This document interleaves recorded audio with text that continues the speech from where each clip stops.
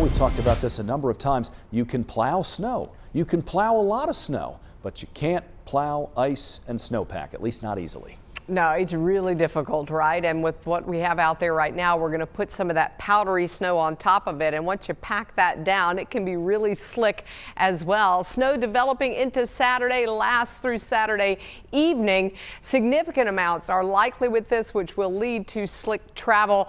And with that powdery snow coming down, we've got wind too, so that's going to reduce visibilities. It'll be blowing around out there. Temperatures right now in the teens and 20s across the area.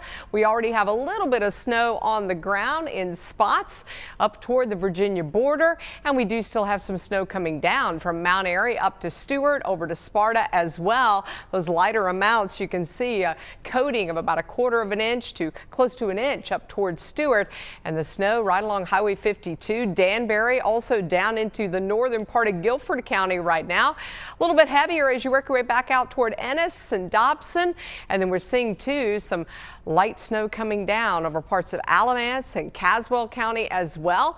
And we'll start to see that continue to fill in and overnight. I do think there may be a little bit of a lull. So if you wake up tomorrow morning and you don't have snow on the ground, we do still anticipate snow to develop into the day. It's coming from a couple of different directions. We're expecting moderate to even major impacts across parts of the Carolinas, where we do see those higher snowfall totals. Everyone is under a winter storm warning as a result for that significant snow potential and that blowing snow, which will lead to slippery travel, and we have the cold. So with those wind gusts out there, wind chill values could get down below 0. You can see a little bit of snow building all the way back to Asheville and into eastern Tennessee. That is where the upper level low is. It's an unusual storm, maybe even historic for parts of the Carolinas as we go through the next 24 hours, because we are talking about all snow.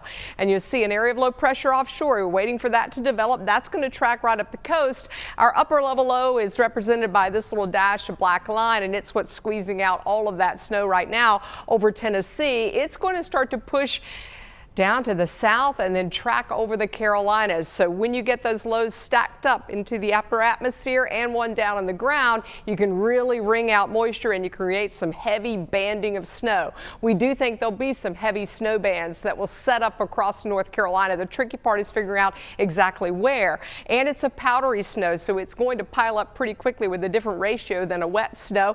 And we're also still thinking we're going to see some drier air kind of move into that storm from the north, so that will likely cut into some of the snowfall totals. It could even cut into an area between the Triad and Raleigh and maybe into our area too. So don't be disappointed if you don't get maybe as much as what you would like. We do think there'll be a bullseye of some heavier snows somewhere in and around this general area, and another bullseye there across the eastern part of North Carolina. One from the upper low, one from the surface low. As we go through the overnight hours and into the day tomorrow, you're going to see some of the snow kind of expanding.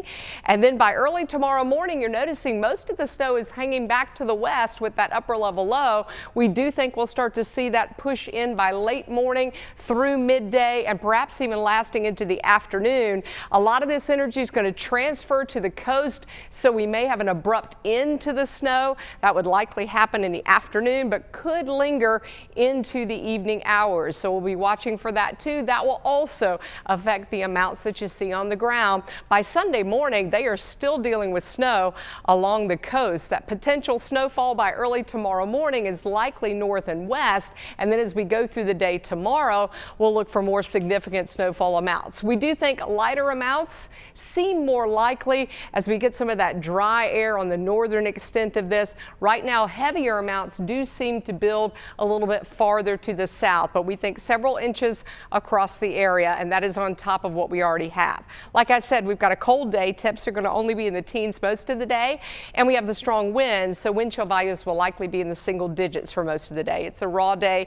You really don't want to be out in this tomorrow. High temperatures only in the low 20s in the foothills. We're in the teens in the mountains, and we also have feels like temperatures that are in the single digits. We've got cold weather alerts that are out, and that is for below 0 wind chill values, and that could be as low as 15 to 25 below in our mountain communities, and those feels like temperatures as low as 5 below. And that even carries us into Sunday, because Sunday is a blustery day. It's dry, but it is going to be windy and cold.